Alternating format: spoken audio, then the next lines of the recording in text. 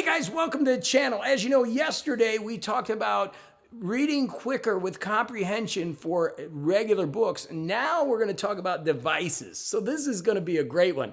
Let's head into the studio so we can get into it. How do we read these things on these things faster? Well, let's go find out.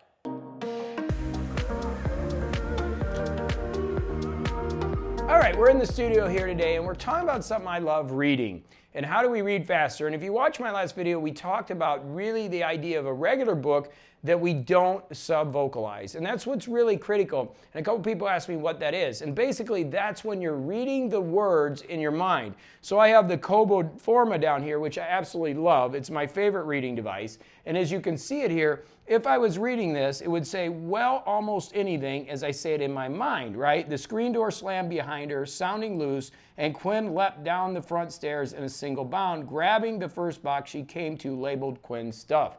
Okay, as I say that, I'm reading that out loud, which is really slowing me down. That's called sub-vocalization. That's what we learned. See Dick run. Dick runs fast. See Jane. Jane runs fast.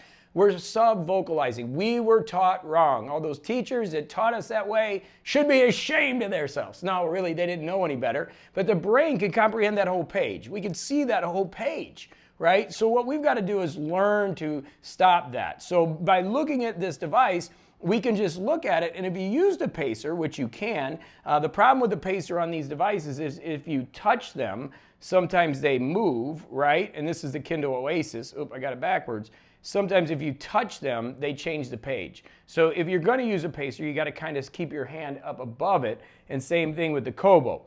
I do not use a pacer on smaller devices. I don't need a pacer because I've trained myself to do this over years. Look, I'm 51 years old. Probably started speed reading when I was 40, maybe 38. So I've got a few years doing this. If you just pick this up and just get started, it is really challenging because it's a new skill. Like anything else, you got to learn it. So what you got to do is just go slow. And what I would suggest is read every third word. So then I would say the, slammed, sounding, and, leapt, stairs, bound, first, labeled. Now it's going to be really awkward the first time you do that, but eventually you're going to be able to stop sub-vocalizing and you'll be able to just look at the page and visualize what's happening, especially in nonfiction. It's almost like a story or like a movie in your head as you're reading it, and you can get through it really fast. It allows you to read more, comprehend more, and really allows you to understand the book. Now I will tell you, with spiritual texts, I still sub-vocalize. I will let you know that when I want to really read something like the Bhagavad Gita, the Bible, the Quran, the Kabbalah, whatever it is, when I'm reading spiritual texts, I do slow my reading down. I like to sub-vocalize. I like to just bring that knowledge into my brain. So that's a little different than these devices. But with these devices, I'm looking for speed.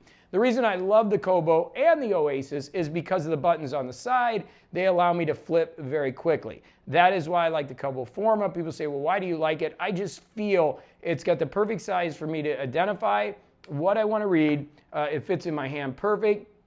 And it's wherever I'm at, I can just sit down and read it. Now that brings us to some of the more popular devices, which would be the Remarkable and the Supernote A5X. Let's go ahead and bring the screen out a little bit here and see if we can get it in focus. There we go. And basically, these are decent reading devices. The Supernote A5X and the Onyx BooksNote Air are Android devices. They actually have a Kindle reader on it, which gives them an advantage where they can all upload documents. But the problem with the Remarkable, I don't like the way it doesn't have a pinch zoom. It's got a zoom on the right, but it's a little wonky. But you can use it, and you can use a pacer on it, which is really nice, as you see here. I can just pace down, and then I can turn the page with my finger. It does take a minute. Pace down, turn the page with my finger. Let me remove my toolbar. Pace down, and then move it over. So the Remarkable is an adequate reader, the Remarkable 2 and the Remarkable. It's not a great reader. I do not use it as such. I use these devices primarily as note takers, but you can get by with it. As I mentioned, the Supernote A5X I feel is a little better reader because, again, I can pace, right? And I have my Kindle on here. But again, there's a little bit of time and a little bit of lag on the turn. And these are not meant to be readers. I mean, they're note takers and readers, but they they are a little wonky when it comes to the reading. One of the things that the Remarkable 2 does have the ability to do is mark on the PDF, because it is as a PDF there, and then as the Supernote is in the Kindle app, it's not going to allow you, so you keep your notes somewhere else. So personally, if I'm reading or studying, these are devices I'm taking notes on the right side, whether it's the paper device, the Onyx Note Air, the Supernote A5X, or the Remarkable. They're on the side while I'm reading a regular book or I'm reading the book on these devices. Now, academic PDFs, whole different world. Big scientific PDFs, I do believe you need a 13.3-inch device. The paper's coming out with a reader. They don't have it yet as the time of this filming. They are selling in Europe in a couple weeks, which is great. The Onyx Booksmax Lumi really is the device that I think you should look at for the reading of big PDFs. I think it's more apt to get that done. What I'm talking about in this video is, and in the next couple videos we're going to do, is reading regular books or academic textbooks without getting into huge PDFs or scientific journals where you got a lot of mathematics on them. Those books, I think, what I would personally do as far as studying is I would have one of these devices like the Supernote or the Remarkable right next to me taking my notes at the same time. I don't even like split screen. I think it's just better that you would have that rocking and rolling and it would work for you. If I have a preferred reader out of everything, again, my favorite reader is the Kobo Forma for fiction books. This is where I crunch a fiction book at least once a week.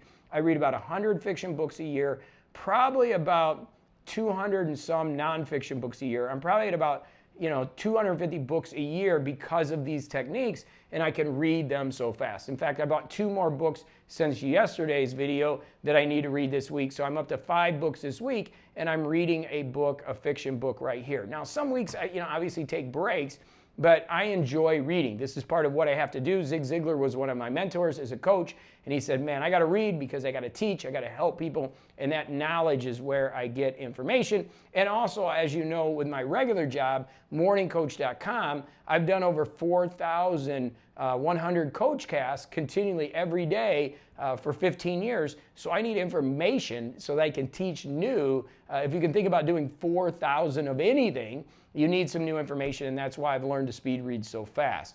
So again, using devices, we're going to go through sub-vocalization. If we're in an environment is great. If you're reading fiction, I don't mind this in the bed. I don't mind it in the living room. That's fine. I like the form factor of the smaller readers. I know Onyx makes some good ones too. I don't have those, so if you could put in the comments below your Onyx that you like the Poke. There's some ones that are really good. For me, the Kobo works well, and one of the reasons I like the Kobo is overdrive. I'm hooked up to a local library. I don't even have to pay for books. I just check out books, I read it, return it, grab another one, and this device has paid for itself over and over again. And again, utilizing more of the note-taking devices. These typically, I don't like to put the books on them, but I do like to keep my notes with the device next to me as I'm writing, and I think that will increase your reading speed instead of using the device for notes and reading at the same time, which can cause problems. I know people like to have everything in one device, but personally utilizing different things for me actually works better. It may work better for you if you have one device. Again, I'm not the be-all end-all. I'm just teaching you the techniques to help you speed up your productivity. Look, I got a lot of things I need to get done, like shooting videos and audios for my coaching coach, play golf 5 days a week. I don't want to be spending all this time messing around with devices. I want to have systems that work for me. So reading is really important to me, and I still like traditional books. And again, fiction books now are all electronic. I do not buy fiction books physical anymore. Non-fiction books, I still buy a lot of those. I will still get fiction books on here. I just read a golf psychological book that I loved, and then what I did is it was so good, I got the physical book, so then I could use my techniques I taught yesterday, which I'm going to read the first chapter, the last chapter, and really get that information in my mind and read that book probably once a year and just really let it soak in. Okay? So if you're getting value from this, please hit the thumbs up as always. Love to have you subscribe and be a part of what we're doing here at the Morning Coach channel. It is a community more than a channel, and we're having a lot of fun and a lot more great content to keep you productive as we keep moving forward. So thanks for watching. If you didn't get a chance to watch yesterday's video, Check it out, because I think it will really help you understand the fundamentals of speed reading and reading faster and getting this comprehension that's so important. All right, until the next one, go have a great day.